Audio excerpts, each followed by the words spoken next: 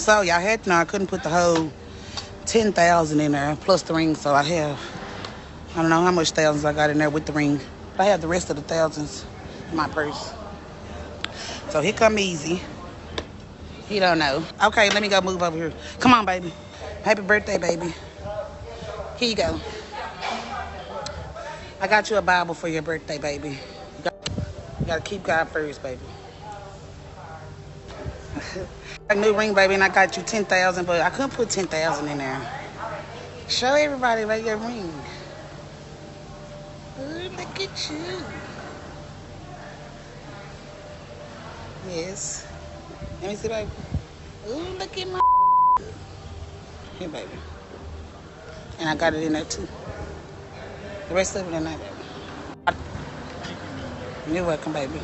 On the morning of October 25th, 2023, a jogger's morning run on Murdoch Road in southeast Dallas took a chilling turn, leading to the discovery of a woman's body lying motionless at the side of the road.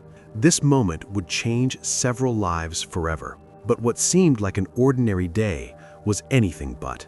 The woman was Deshai Stevenson, a 35-year-old mother of one who had been killed just 1 hour after her dream wedding by the same man she paid to marry her. What could turn a seemingly ordinary night into a woman's final moments? How did a woman who lived for her family, a devoted daughter, mother, and wife, end up abandoned on the roadside with no one to save her in the end? Before we get to the answers of how it all began, let's go back to the very beginning.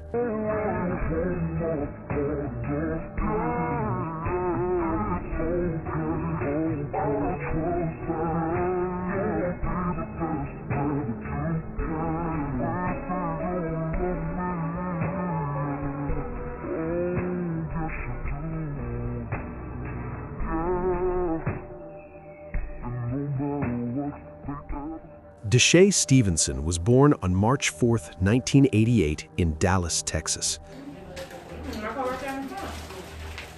Okay.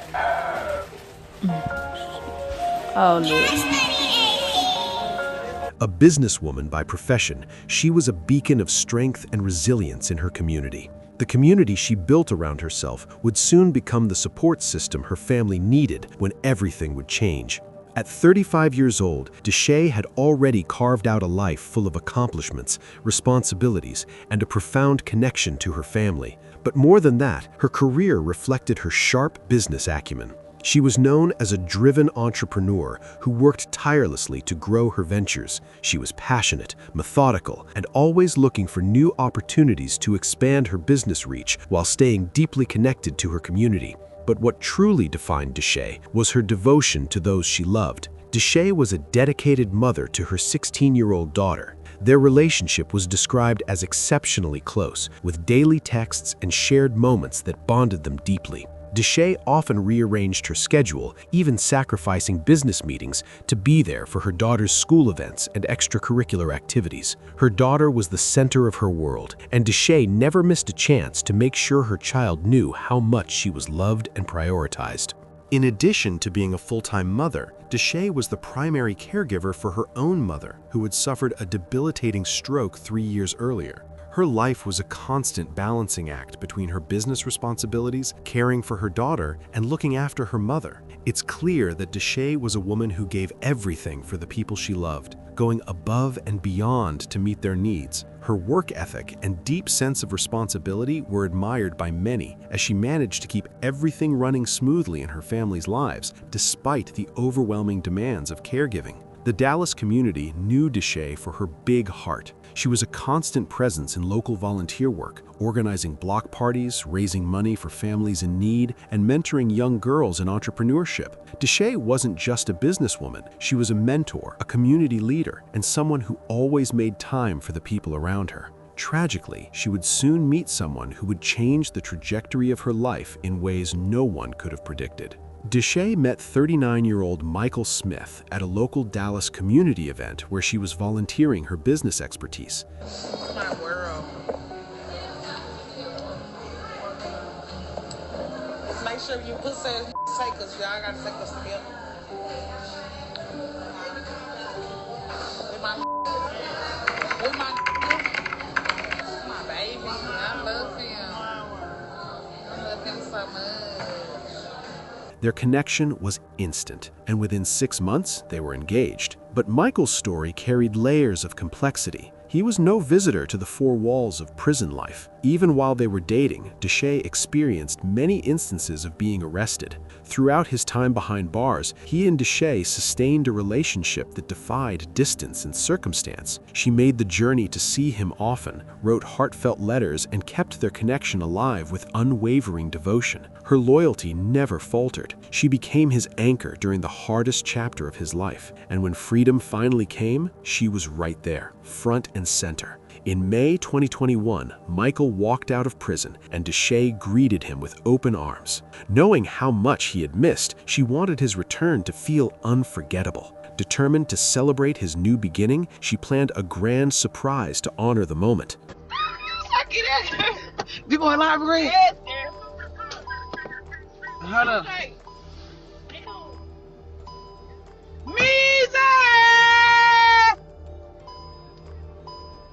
Yeah, that got my nigga.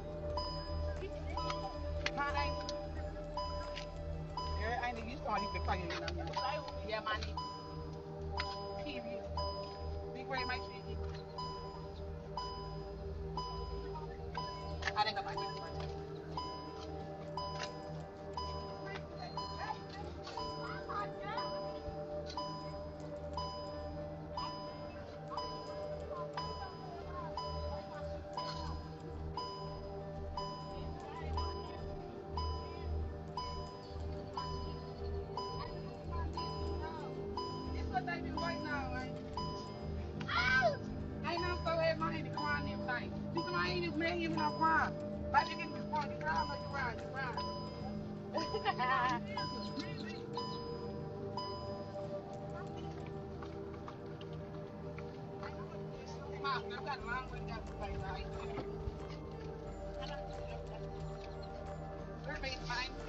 Not only that, their reunion marked a turning point, a chance to rebuild after years apart. Just a few days later, they would exchange vows. By the time they married, their whirlwind romance had captured the attention of many. Their wedding was modest but full of joy, surrounded by close friends and family who celebrated their union. Social media posts from that period were filled with radiant smiles, toasts, and messages of love. But what wasn't shown in those photos was the growing tension behind closed doors. Michael Smith, who appeared to be supportive and loving at first, began displaying troubling behavior after they married. As the newlywed days wore on, Michael's demeanor began to shift. Deshai, once so full of energy and dedication to her family, started facing subtle but concerning changes in her marriage.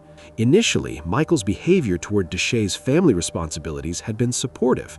However, after their wedding, that support turned to resentment.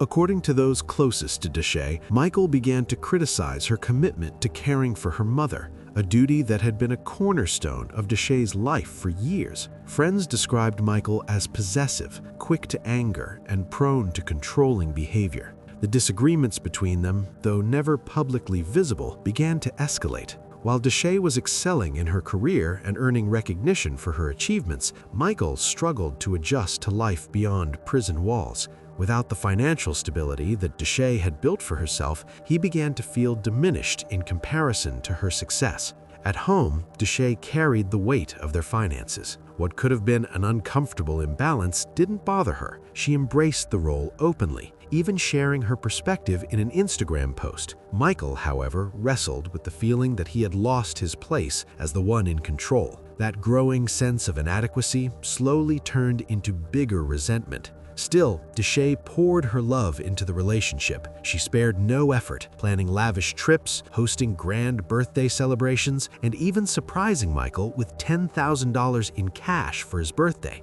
Happy birthday, baby. Here you go. I got you a Bible for your birthday, baby. You gotta keep God first, baby. Read John 3:16. Open the Bible.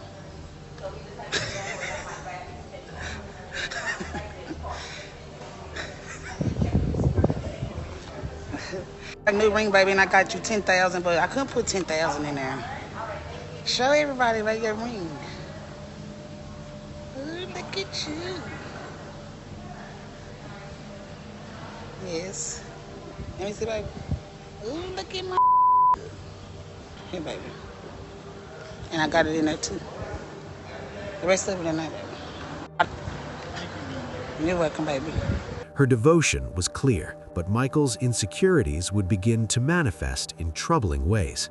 Over time, his jealousy deepened. Old habits resurfaced, including his struggle with drugs, and his need for control became more visible. Many men experience similar conflicts when faced with a partner's professional success. Feelings of insecurity often stem from shaken self-esteem, perceived threats to masculinity, or fear of shifting dynamics within the relationship.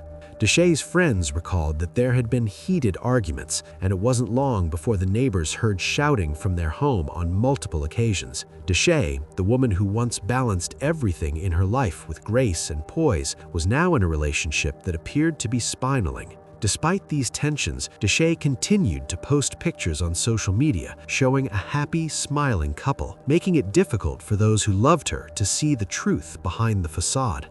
But behind closed doors, the situation was deteriorating, and Deshai began to confide in a close friend about her growing concerns. Just weeks before her death, text messages from Deshai's phone revealed that she was increasingly fearful of Michael's behavior. She shared her concerns with a close friend, expressing anxiety about the way he was controlling her time and questioning her decisions. In these texts, Deshai described feeling isolated and controlled, but she also acknowledged her fear of the consequences if she left him.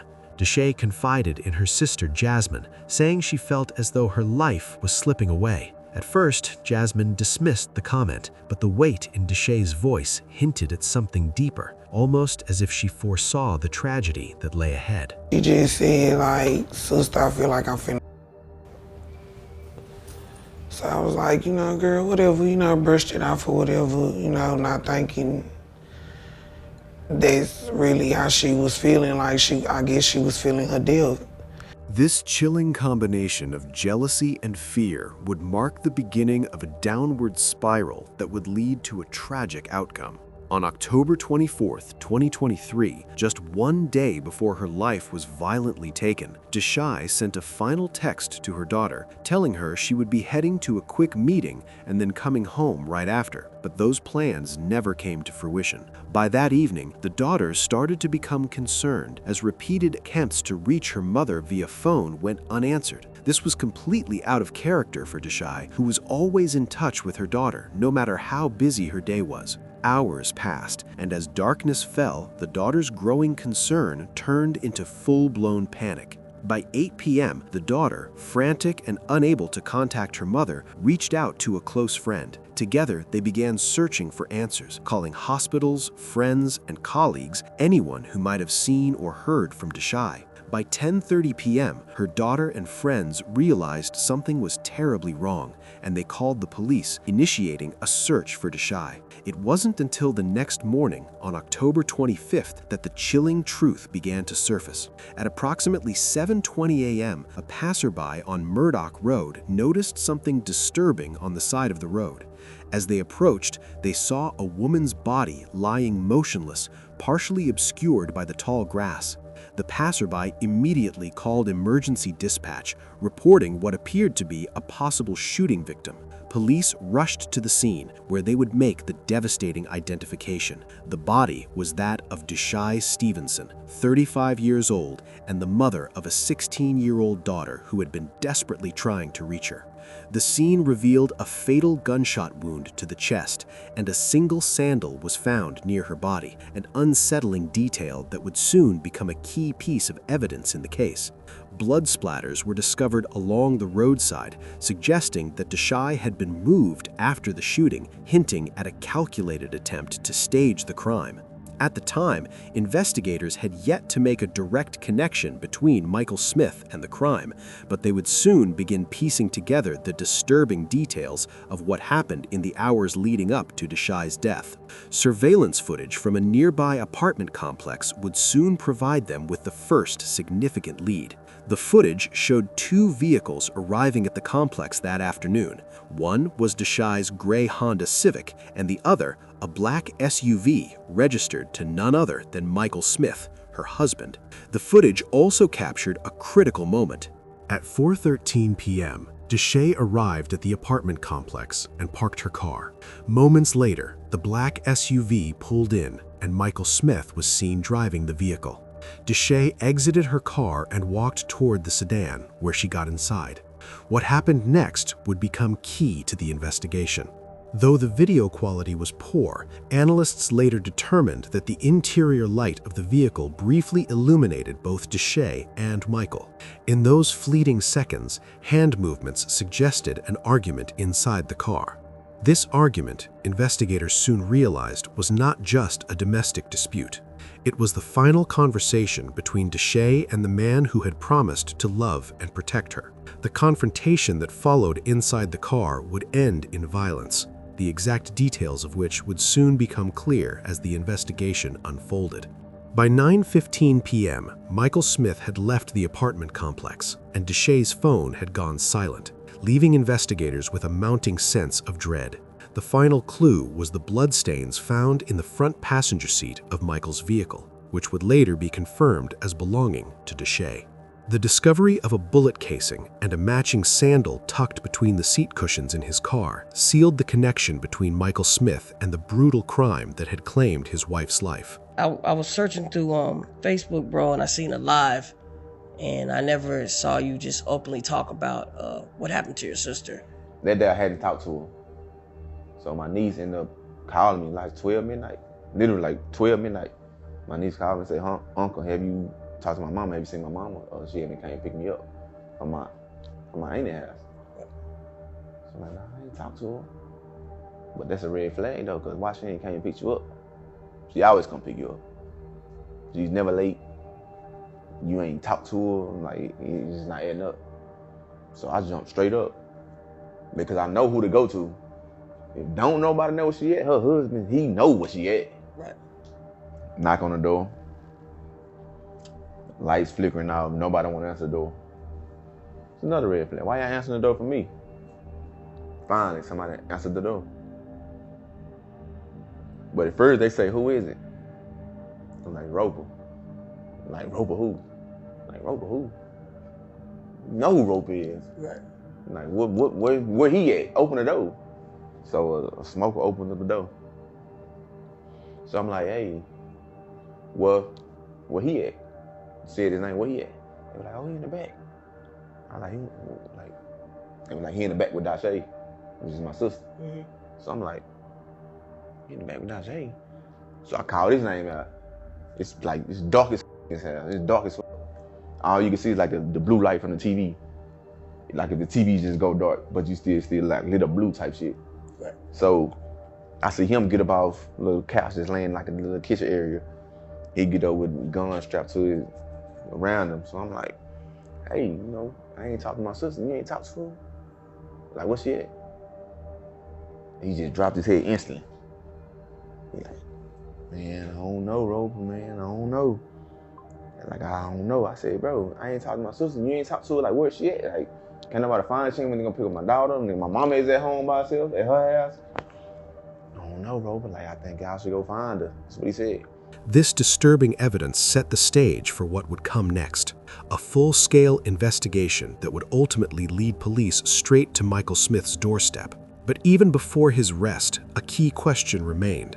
Why did Michael Smith, who had once been the love of Deshai's life, turn into a man capable of such violence?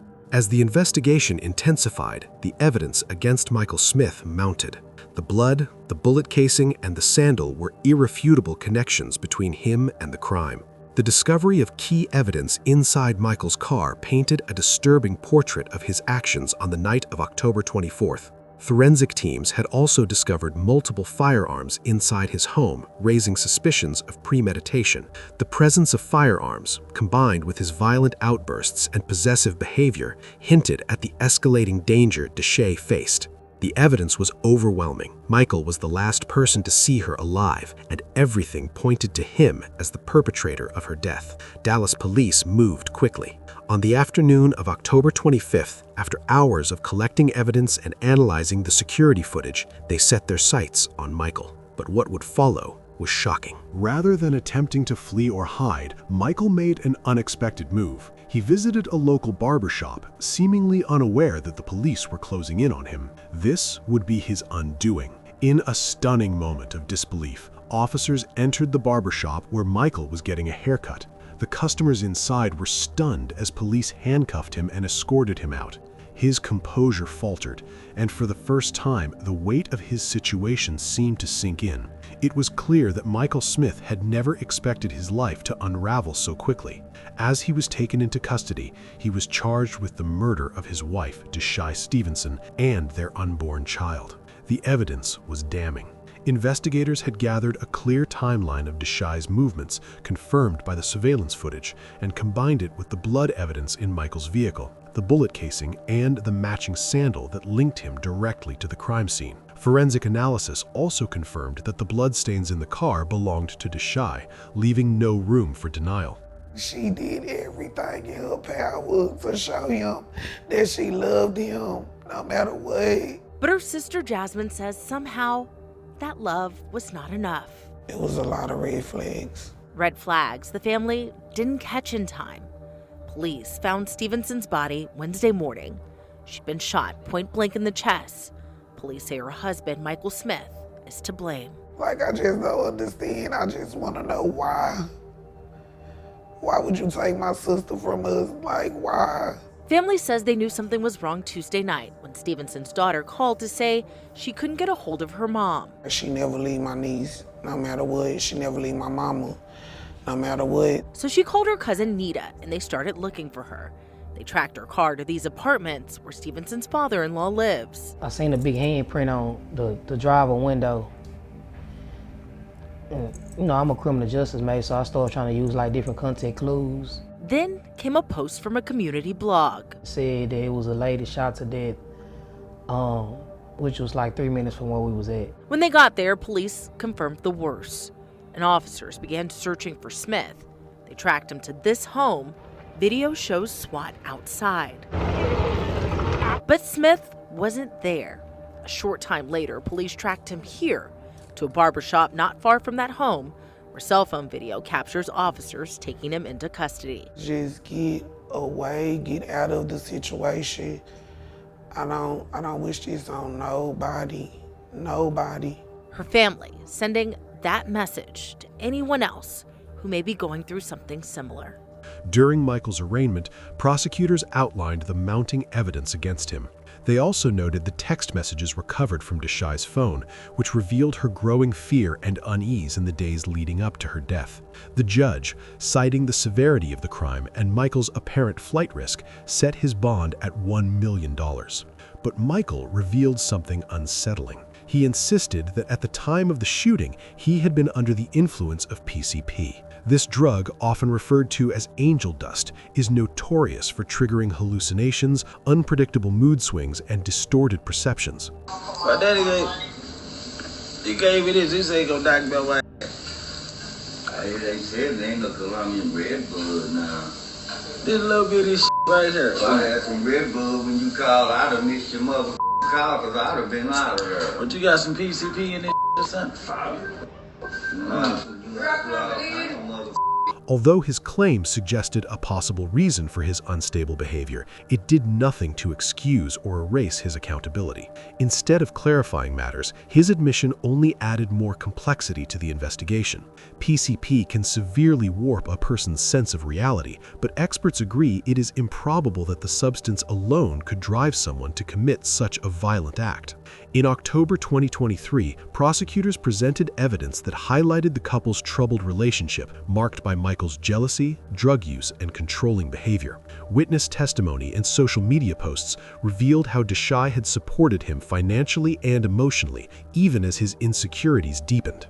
During the proceedings, the defense attempted to argue that Michael's actions were influenced by substance abuse, specifically PCP. However, the prosecution emphasized that drug use did not absolve him of responsibility for Deshai's death. The jury was shown the stark contrast between Deshai's devotion and Michael's escalating resentment, painting a picture of a relationship that had spiraled into tragedy. After deliberation, the jury found Michael Smith guilty of murder. In August 2025, the court handed down a 55-year prison sentence, a decision meant to reflect both the severity of the crime and the lasting impact on Deshai's family. For her loved ones, the verdict brought a measure of justice, though the pain of losing her remains immeasurable. The sentencing underscored broader themes of domestic violence, gender dynamics, and the dangers of unresolved insecurity. The case left the community in shock. Deshai, known for her caring nature and entrepreneurial spirit, had been taken too soon. Friends and family who had seen her as a role model, a devoted mother, and a selfless daughter were now left to mourn the loss of someone who had been a source of strength for so many. Her 16-year-old daughter, who had never experienced such a deep level of uncertainty about her mother's whereabouts, now faced the painful reality of never seeing her mother again. The pain was compounded by the fact that Deshai had been the primary caregiver for her partially paralyzed mother, who was now left without the care and support she had relied on for years. But the reverberations of Deshai's murder extended far beyond the immediate family. The day before yesterday, my mom called and she told me that her sister had called and said that she was missing. We immediately got up and started looking for context clues. The first thing was going to her husband's spot. We went there, it was ghost town. We went to Pleasant Village where a car was it was ducked off between a lot of other cars. And the first thing I seen was, I seen a big handprint on the driver window. And you know, I'm a criminal justice major, so I started trying to use different context clues. And it's a creek in the apartments. So I was like, well, let's look in the creek. At that time, I was waiting on my mom and the rest of the family to come so we could all go, look for her.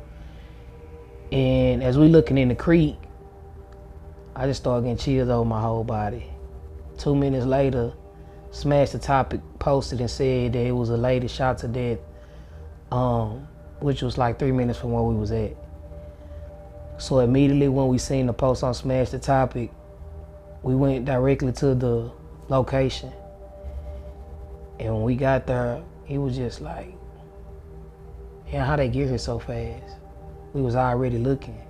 We had been up since 7 in the morning looking. And when we got there, we, had to describe and, give them some details to identify her. And when they came back, they didn't even want to say it was her. It was just the nod in the head, and it just went from there. Everybody just broke down.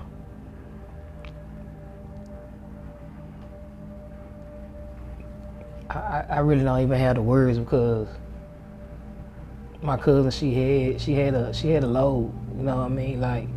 Boys taking care of my aunt, she paralyzed. She got one daughter that's in high school, graduating next year, that she'll never be able to see. And she strives so hard to get where she was at, and it's just I don't even know. She worked so hard to get where she was at, and just to see everything get took from her and her daughter not be able to, carry on, it's hard. Hello. Are you ready today? Anything to eat? I'm good. The Dallas community, where she had volunteered her time and efforts to help others, was shaken to its core.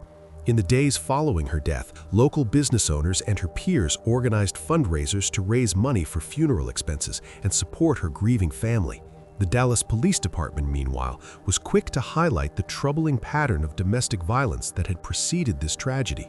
According to local domestic violence organizations, calls to hotlines spiked by 27% in the month after Deshai's death, with many victims recognizing warning signs they had previously overlooked. The tragic fate of Deshai Stevenson, who had been caring and selfless throughout her life, served as a painful reminder of the dangers lurking behind closed doors in many relationships.